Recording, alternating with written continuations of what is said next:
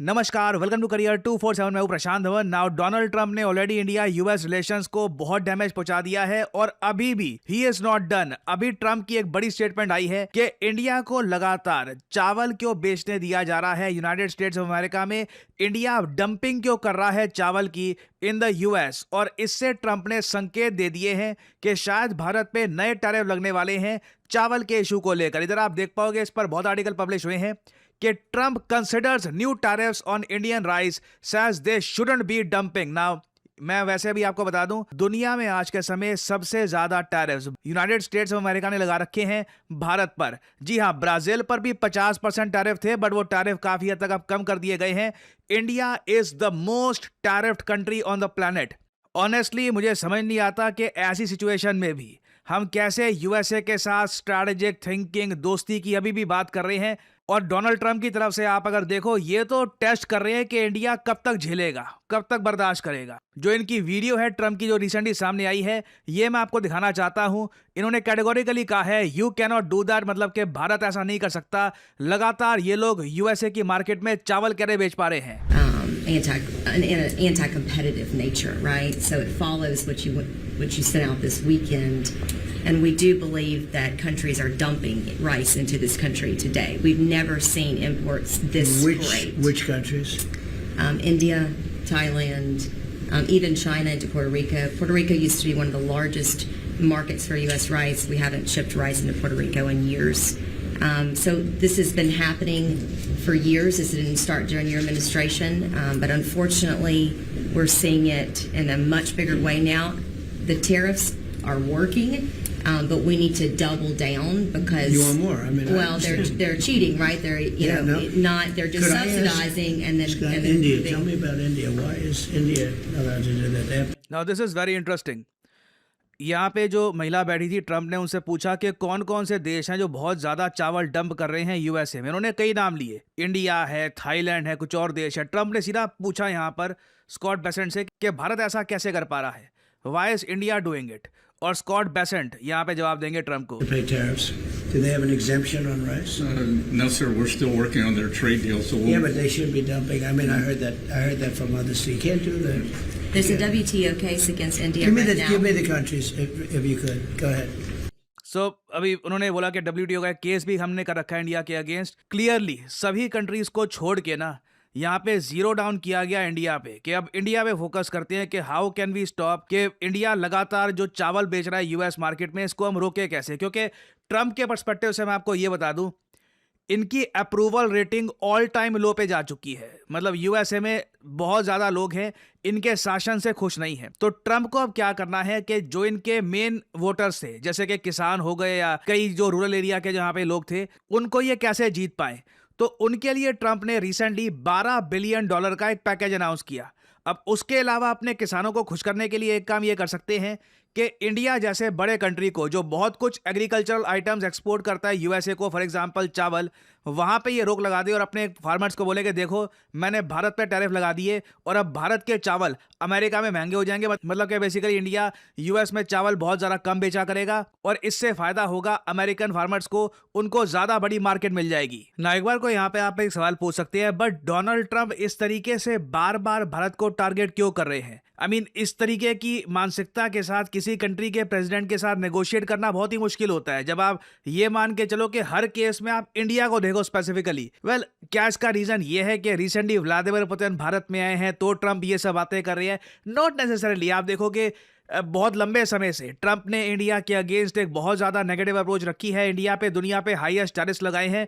और इसका रीजन क्या है, ये रिसेंटली भारत के farmer RBI governor Raghuram Rajan ने ब्रेक डाउन किया था। इन्होंने ये कहा था, आप लॉजिकली सोचकर देखो कि दुनिया में आज के समय कई देश है जो रशिया से तेल परचेज कर रहे हैं, यूएस कोई टैरिफ उन पे नहीं लगाता। हंगरी नाम का एक देश है यूरोप में, वो तो रशिया से फ्यूल वगैरह सब कुछ परचेज कर रहा है। डोनाल्ड ट्रंप ने उनको एग्जाम्पशन दे दी कि हाँ जितना परचेज करना है करो। व्लादिमीर पुतिन ने खुद कहा कि यूएस खुद हमसे फ्यूल परचेज करता है। तो रघुराम राजन ने रिसेंटली ये बताया इंटरव्यू में कि देखिए, रशिया से ऑयल लेना इनके हिसाब से ये मेन रीजन नहीं है भारत पर ये टैरिफ लगाने का। मेन रीजन यहाँ पे है कि इंडिया ने चापलूसी नहीं करी ट्रंप की, जिस तरीके से पाकिस्तान ने करी है कि बिल्कुल हाँ जी आपने वॉर रुकवाई है, आपके लिए नोबेल पीस प्राइज, आपके लिए वो। इंडिया ने सिंस अपनी डिग्निटी मेंटेन करके रखी है, हम झुके नहीं है बाकी कंट्रीज की तरह। ट्रंप को बेसिकली वो चीज उनकी ईगो पे लगी है। यहाँ पे आप देख पाओगे एक क्लिप।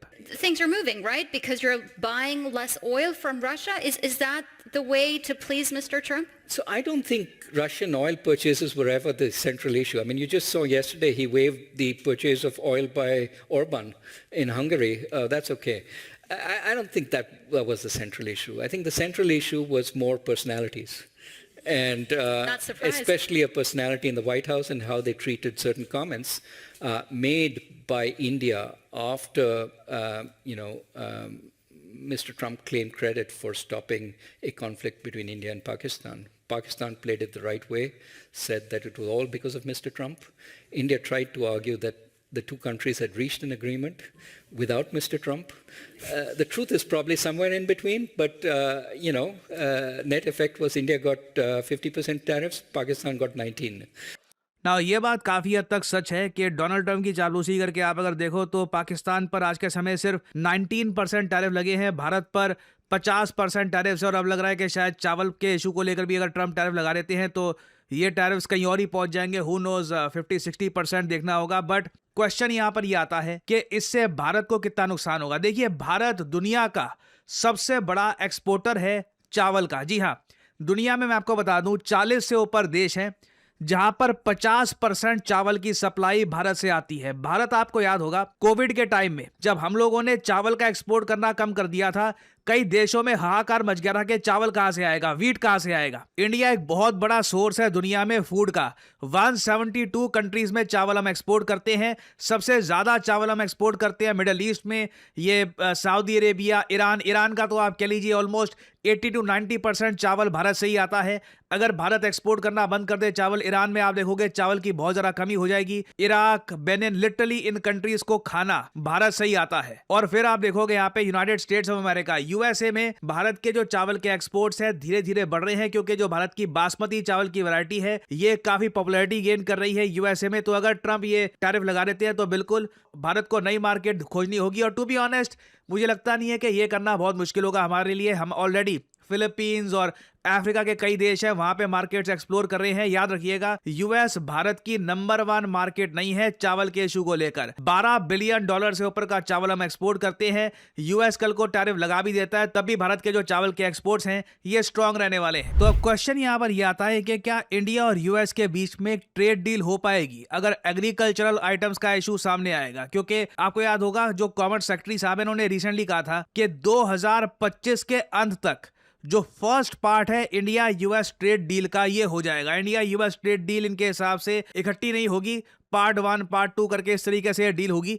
नाउ अब क्वेश्चन यहाँ पर यही आता है कि क्या जेन्युइनली ये डील 2025 के अंत में हो पाएगी। अगर हो पाती है तो इसका इंपैक्ट क्या होगा, क्या इसमें एग्रीकल्चरल आइटम्स को भी हम काउंट करेंगे या नहीं करेंगे। This is something that remains to be seen. अगर ये बातचीत टूट जाती है और 2025 के अंत तक ट्रेड डील नहीं होती, भारत को सच में मेरे ख्याल से रीवैल्यूएट करने होंगे अपने रिलेशंस विद द यूएस। क्योंकि इस तरीके से ना नए इशू को लेकर प्रॉब्लम सामने आती जा रही है कि इंडिया ये क्यों कर रहा है, इंडिया चावल जरा क्यों बेच रहा है हमको, इंडिया फार्मास्यूटिकल आइटम्स क्यों बेच रहा है। सो कहीं ना कहीं we need to talk to US. So आने वाले कुछ हफ्ते बहुत ही इंपॉर्टेंट रहने वाले हैं।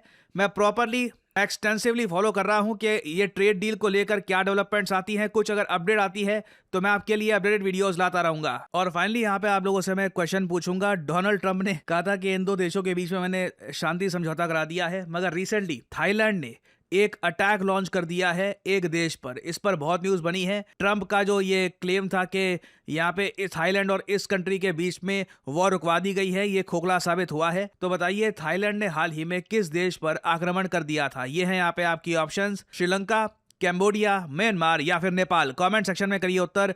जो लोग देंगे सही आंसर उनकी कमेंट को मैं दे दूंगा हार्ट, ताकि बाकी लोग समझ पाएं कि सही उत्तर क्या है। Career 247 means jobs. हमारे कोर्सेज के बाद कई लोग जॉब प्राप्त कर चुके हैं और इनके टेस्टिमोनियल्स हम आपके साथ लगातार शेयर करते रहते हैं और इन द फ्यूचर भी बहुत सारे और टेस्टिमोनियल्स शेयर करेंगे।